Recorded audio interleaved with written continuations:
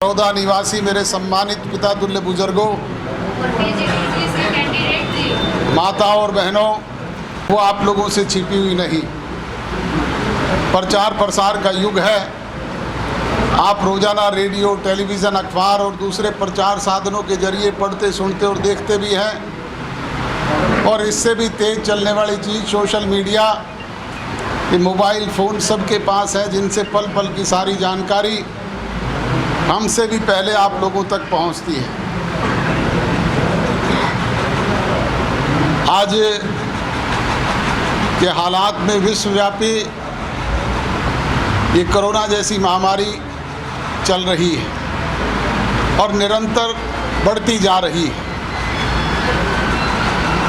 इसकी वजह से पूरे संसार की अर्थव्यवस्था चरमरा गई। हम लोग भी उसके शिकार हुए।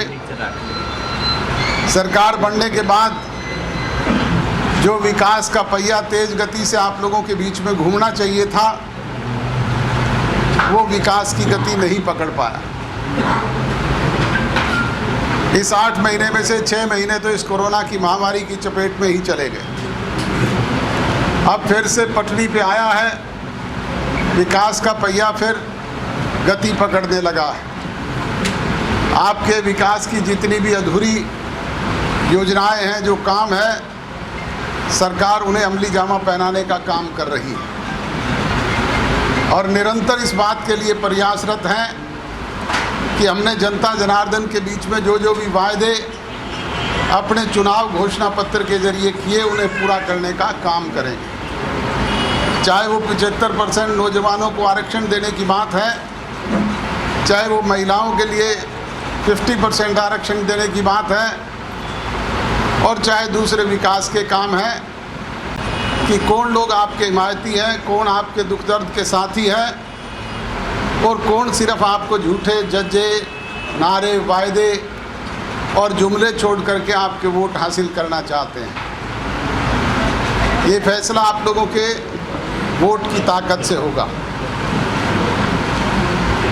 कांग्रेस पार्टी के चौधरी भूपेंद्र सिंह हुड्डा निरंतर इस क्षेत्र को अपना बता करके ठगने का काम करते रहे। 10 साल तक सरकार में रहे, ना नौजवान को रोजगार दिया, ना कोई विकास का काम किया, और आज फिर अपना बढ़ने का प्रयास आप लोगों के बीच में कर रहे हैं। दूसरे राजनीतिक दलों की स्थिति भी प्राय इसी प्रकार की है।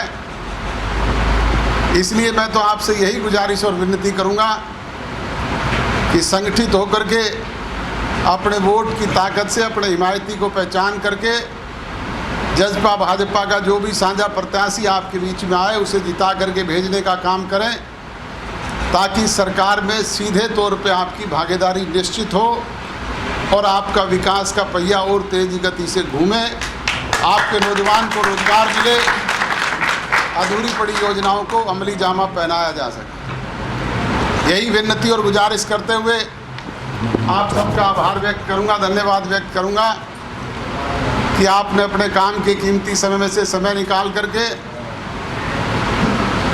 मेरी बात सुनी, हौसला बढ़ाया। यहाँ पहुँचने पर जो मान सम्मान, जो प्यार आपने दिया, उसके लिए आपका शुक्रगुजार हूँ, आभारी हूँ, धन्यवादी हूँ। आप सबका बहुत बहुत धन्यवाद।